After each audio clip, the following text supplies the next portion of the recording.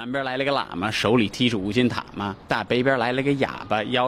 know a lot about Huang. I'm a big fan of Malaxiangguo. When I was last in Beijing, I became very obsessed with jjajangmian.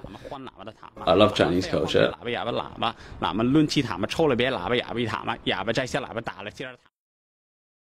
Stewart Johnson's understanding of Asian started at an early age. Even though I'm from the UK, I was born just north of London. I moved to Singapore when I was 7 years old. From high school, started learning Chinese. To be honest, actually in high school, I really didn't like studying Chinese. It was something that my parents forced me to do. And I found it very difficult. I wanted to spend more of my time playing football and doing other things. But when I was 15, actually my parents left Singapore. They moved to Dubai. I knew that no matter what I did in the future, whatever career I pursued, I wanted to come back to Asia. After high school, Stewart went to University of London, majoring in law and Chinese.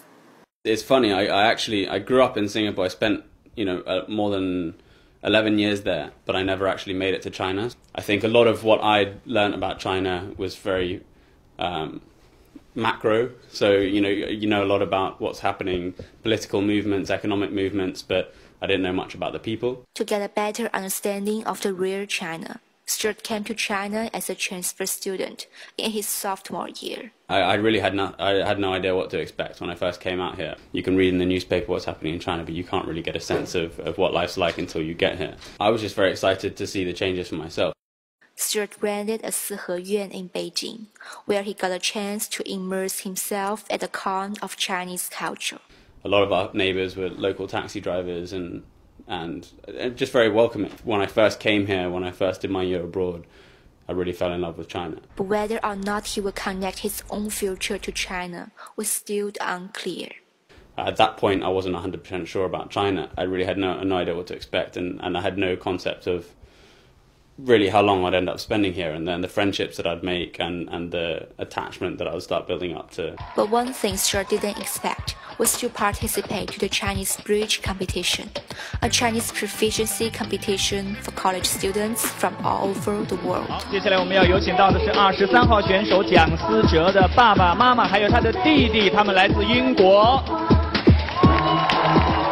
你们讲思想，讲哲学，而要给你们讲笑话，演小品。我希望你们的笑脸常在，笑口常开。 The great thing about Chinese bridge, and the great thing I think a lot of people would tell you if they've been in the same position, is that it brings people together from all around the world who all speak great Chinese. 我来问另一个方向吧。这个问题不是现在科技给我们带来的。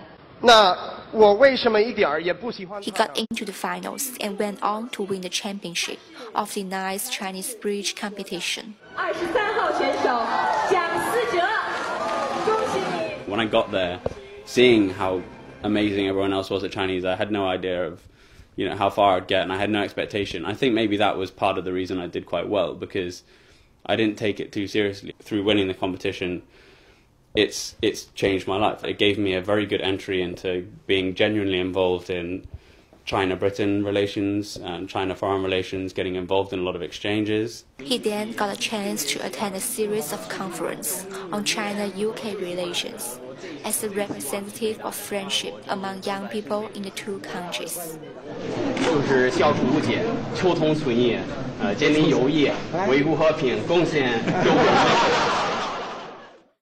For Stewart, the competition did serve as a bridge for him to understand Chinese culture and society.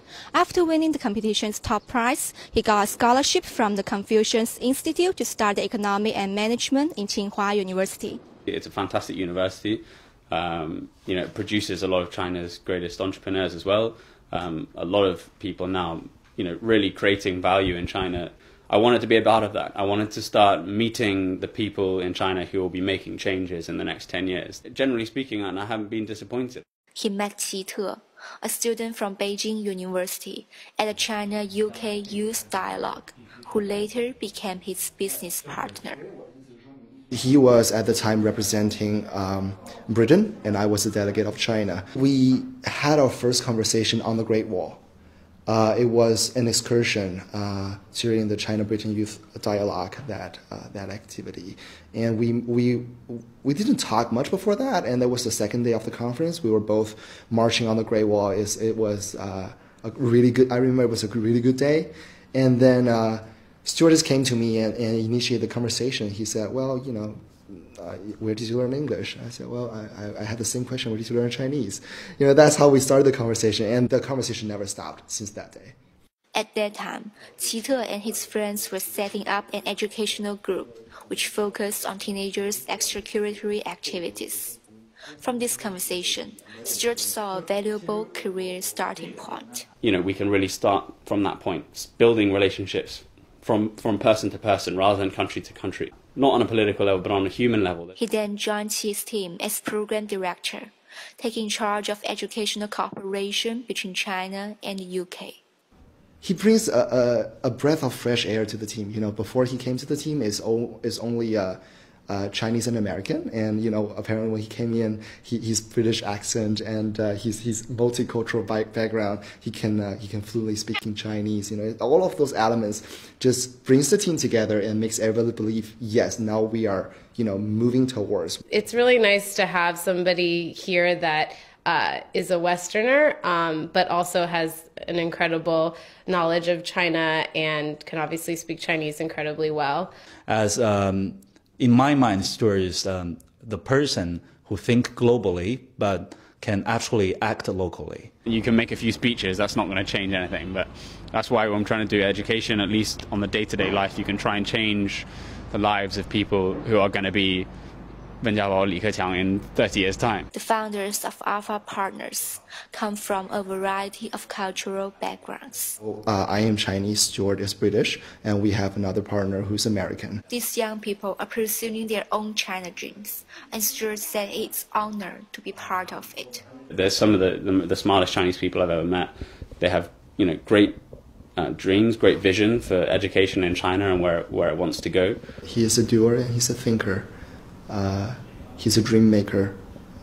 He comes to China with his China dream. He really motivates the students to pursue their own dream and help them on the way. Dedicated, hardworking, funny, likes to eat noodles. I don't know ultimately what I'll end up doing in the future or where I'll be.